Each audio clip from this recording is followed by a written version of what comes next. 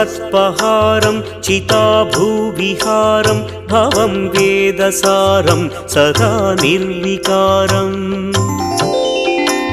श्मशाने वसन्तं मनोजं दहन्तं शिवं शङ्करं शम्भुमेशानमीडे